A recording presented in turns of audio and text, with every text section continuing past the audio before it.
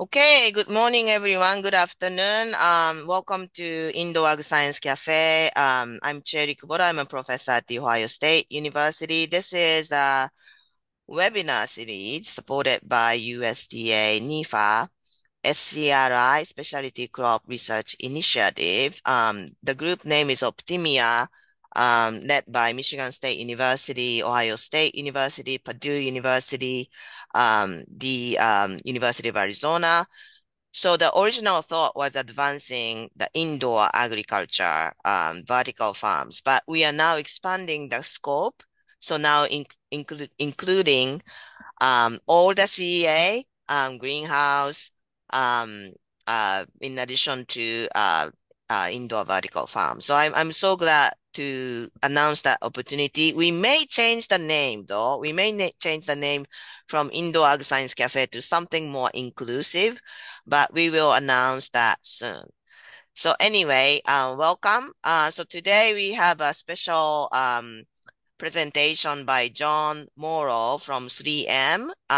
He's going to talk about managing sunlight with thin films. So it's a very unique approach to change the light qualities of greenhouse. And then next month, it's a little bit earlier than usual. Usually we meet 11 a.m. Eastern, but because of the another Japanese presenter, we're gonna start June 24th cafe at 10 a.m. Eastern. So that I believe that's there at 11 p.m. Japan time. Mr. Tadahiro Ohara is gonna talk about Denso's approach to smart agriculture in CEA. That's also greenhouse technology, by the way. So those are the two including today cafes. And then, as usual, we don't have any cafe in July. And then we will announce the new program starting August. Tuesday, 11 a.m. Eastern is our usual time. All right. A reminder, we have a great series of lectures ready to go for your use, internal education or college education, basic knowledge of indoor farming. I encourage you to check out in the OptimIA University website. So with that, like to have John as a presenter, managing sunlight with thin films, and then looking forward to discovering what unique approach it is and exciting technology of 3M. All right, so I'm gonna stop sharing and then have John start sharing his slides. Well, thanks, Sherry, for the intro, and thanks everyone for joining. And I know the day after a 3-day weekend, it's always a little hard to get rolling again. My 10-year-old son was a challenge to get out the door this morning, to say the least. So I appreciate everyone stopping in. So a little bit about me before I get into this. So again, John Morrow, I'm with 3M. I've been here about 18 years. My role is I'm a senior business development and insights leader for a small group within 3M. We are, if you know anything about 3M, there's several business groups, and then there's the corporate group that kind of sits above it. We're in the corporate group in our research and development arm of the company. And our uh, job essentially is to look outside of 3M and explore new business opportunities for the company. So our primary focus has been climate tech. So we're looking into a lot of different areas within that. And I mean, for a number of reasons. First, it's a huge market opportunity. So that's, we're a for-profit company. So that's what we're trying to do. But we also think it's super important.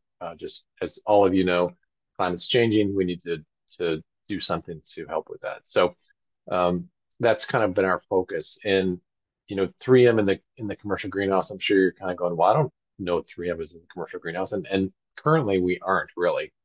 When you'll find post-it notes and things like that in there. But we don't really have a concerted effort in there. And just to give you a little background on how we have gotten to this point, so 3M has roughly 12,000 technical people across the globe, and they're all part of what's called Tech Forum. And when our group first started several years ago, we did a crowdsourcing effort with the Tech Forum team and basically said, climate tech is our focus. What areas are you working on that you think might make sense for this space? What areas do you think maybe you're not working on, but you think maybe 3M should work on? And commercial greenhouses was what bubbled up to the top, which was surprising to me. I'd never actually uh, thought about this industry at all until about 4 years ago. And so I've been kind of drinking from the fire hose, so to speak, for the last 4 years, trying to learn as much as I can about this industry. But what we're trying to do is really explore the opportunity. We think we have some products that may help. They're all right now either kind of commercialization or not commercial, pre-commercialization. They're um, uh, in development or scale up, that kind of phase. So we're not at the commercialization stage yet. But I think let's see here. There we go. 3M, you're probably thinking about Scotch tape and Post-it notes. Those are probably the two things that come to mind most often when you think about 3M. But we have a lot of other things that we do. So abrasives, medical equipment, and orthodontics, marine things, protection devices. Uh, they say you're never farther away than 7 feet from a 3M product, and it's probably true, uh, just because of all the things we're in. We have a lot of materials and products that you may be familiar with, but we also have a lot of products that are inside of things, so you'll never even see them. Uh, but overall, as you can see, we're in just all kinds of different spaces, all kinds of different things. There are anywhere from 50 to 70,000 different products. It's hard to really pinpoint exactly how many we have, uh, but as you can see, we're just in a lot of different things. So one area that you may not be aware of, but have a significant business in is light management films. We have a lot of different things in here. We've been working in the space for over 30 years. Most of them are what are called multi-layer optical films. And essentially what they are is they're probably 50 microns thick, somewhere in that neighborhood. So really thin films. But each one of those films has roughly 200 to 300 layers. So, and each layer can do something to light, bend it, split it, uh, reflect it, all these different things that we're able to do. And by adding or subtracting different layers, we can do different things to the film and to the light. So we have films for window films, for example. A lot of big office buildings will put films on the windows to keep out UV or IR light, to tint them, those type of things. We have films for displays and phones, and that's where I say, you're never farther away than 7 feet from a 3M material. That's because we're in a lot of phones and displays. We have films that can cool passively. That's another project I'm working on. We have films that can brighten, so enhance light, and just a lot of different spaces that we're exploring. And the reason I talk about this is, light within the greenhouse is critical. And how do you manage it? Sometimes you have too much, sometimes you don't have enough. So what we did is we started digging into the industry when that first, uh, came to our attention that maybe we should look at it. And we started to say, okay, what what's the challenges within the greenhouses? And two came up that were really interesting to us is kind of the heavy use of electricity for grow lights. You can use several $1 million of electricity in a greenhouse pretty easily. So that's a big cost for a greenhouse. The second is, I'm sure you've all heard this before, 1% increase in light transmission into a greenhouse results in 1% increase in yield. So we really started saying, okay, those seem to be two areas around light. 3M's really good at managing light. How can we help? So essentially what we did is we kind of dug into our film library, and we actually have a film library, if you can believe it, and said, okay, what films could help with these challenges? And right now we're working on four different ones that we've kind of explored, and I'll touch on each one in more detail. But what we've really seen from this industry is there's no kind of silver bullet from a solution. It depends on your geography or your what crop you're growing or how you're growing. So, every place has a different challenge. Some have too much light, some don't have enough, some you know, have too much heat, some don't have enough. All these, in some cases, electricity is really expensive. In some cases, it's not expensive. So that's why we're kind of looking at this as needing that portfolio rather than just coming into it with one product and saying, hey, we can solve all your problems, because we know that's not the case.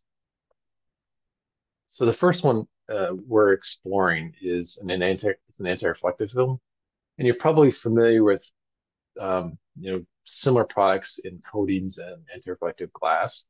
It would those would probably be products that we would compete against for this material. It's a little different, and I think it's a little more effective. But essentially, what you can do is either when the greenhouse is being built or in a retrofit application, you can apply the glass or apply the film directly to the glass. And what we've seen is an increase in transmission anywhere from 3 to 10%. And it really depends on the time of day. The lower light period parts of the day is when you'll get more light transmission in than if you didn't have this on there. It's also highly diffuse, so the sun or the light getting into the building is scattered, which plants, as you know, all know, like. We're also exploring kind of an interesting opportunity here with ghost puts on the inside of the glass, so basically the ceiling. And we believe you can get similar results from an increase in light transmission. But one of the interesting things that with this film is it's hydrophilic, so it could be used for a condensation management film as well. So it's going to kind of scatter or it would prevent the condensation from uh, pooling and dripping on the plant. So that's something very early on we're exploring. Whoops, skip on me. We did do some small scale testing with this with an organization in Canada that you may be familiar with, Vineland, and it kind of bounced around the numbers. But our first crop, we ended up seeing, oops, sorry about that. We ended up seeing about a 16% increase in both the lettuce and the tomato crops. The tomato also, uh, for whatever reason, had a significantly lower blossom end rot problem in the bay that had the film. Um, I'm not 100% sure why that is, but that was the case. You can actually see the difference on the right here, the pictures. That's lettuce at, I think, 12 days. The bottom is the control, and the top is the under the film. You can see it's bigger. It's growing faster. So what we noticed is at Vineland, it basically they just turned the lights on in the wintertime, and it kind of defeated a lot of the benefits we got from the film. So we need to do a more controlled test in a larger facility. And we're hoping to do that here this spring with a commercial greenhouse grower to really understand over the course of the year under more controlled uh, commercial greenhouse setting what's the impact of this film. So to be determined how effective it is, but we initial results were very positive and exciting for us. So we're continuing to move in on that one. The second one we're exploring, it's a IR blocking film. And as big glass building, sun comes up, warms up really quickly. This is a film that can reduce the infrared light into the building by about 80%. So essentially it reflects it. It doesn't absorb it, so it's not going to warm up.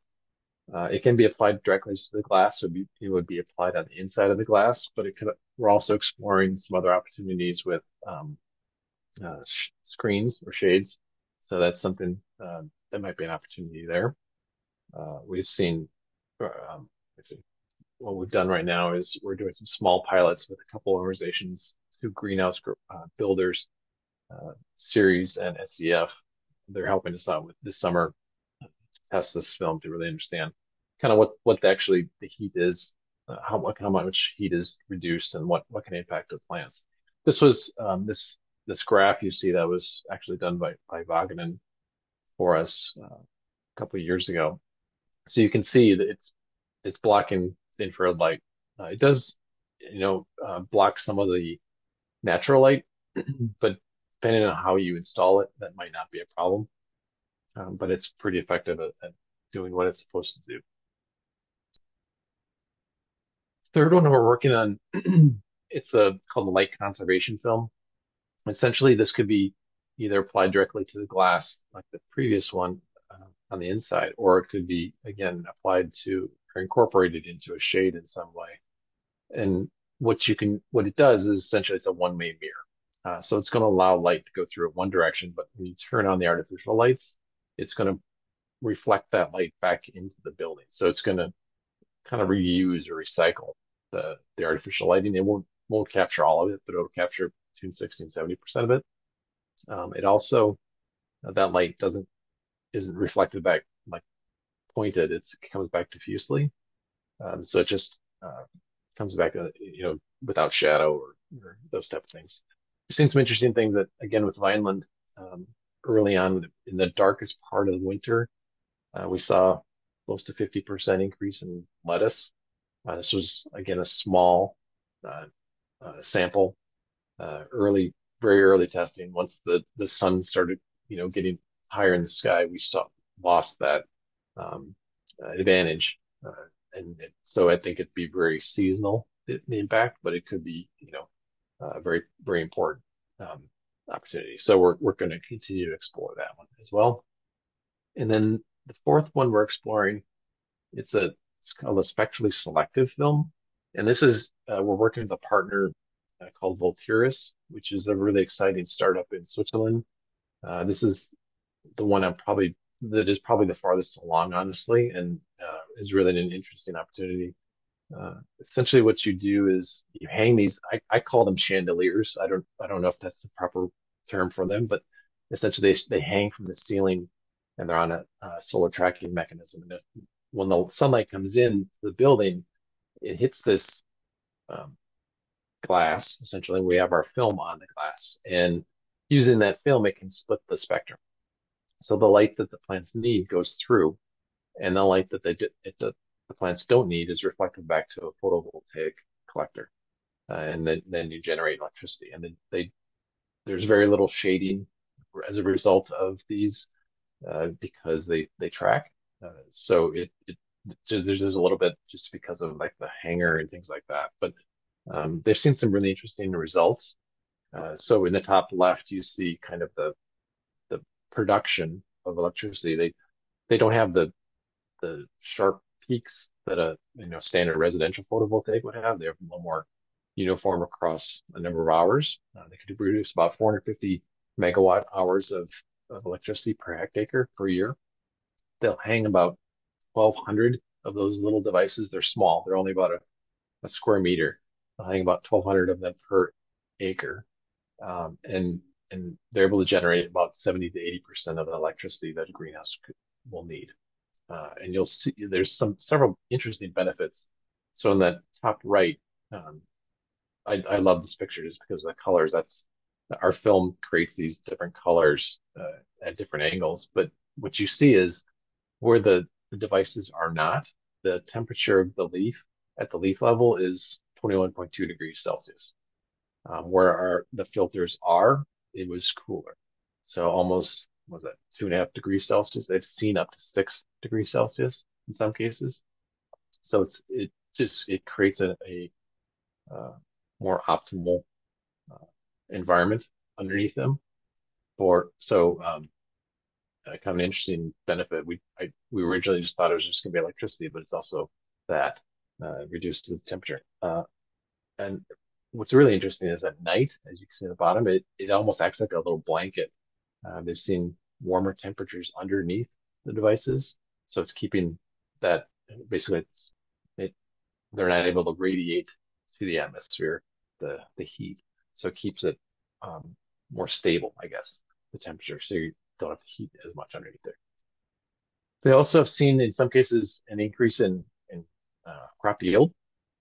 I think this is partly due to the more optimal temperatures, the cooler temperature. So that is very positive. For the most part, they've seen no statistical difference in the control versus where they have the devices.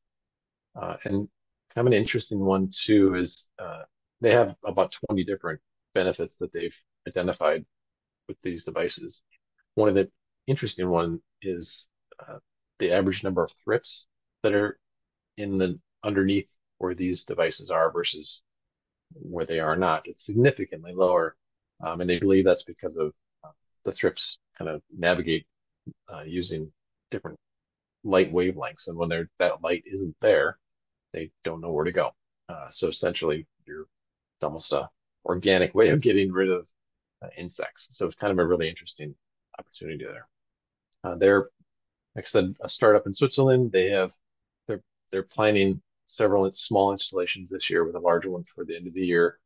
And the hope is to really start to ramp up going into next year with installations, full commercial installations in large greenhouses.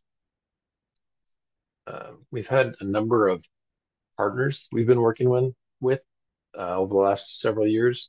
Wageningen is one of them. They were one of the first to help us at the lab scale test our films. We're working with Bushel Boy, Series Greenhouse Solutions. Like I mentioned, Vineland. We are currently working with the University of Minnesota. We have South Ethics or SEF and Nature Fresh Farms. I work with them, and then Volteris is the final one.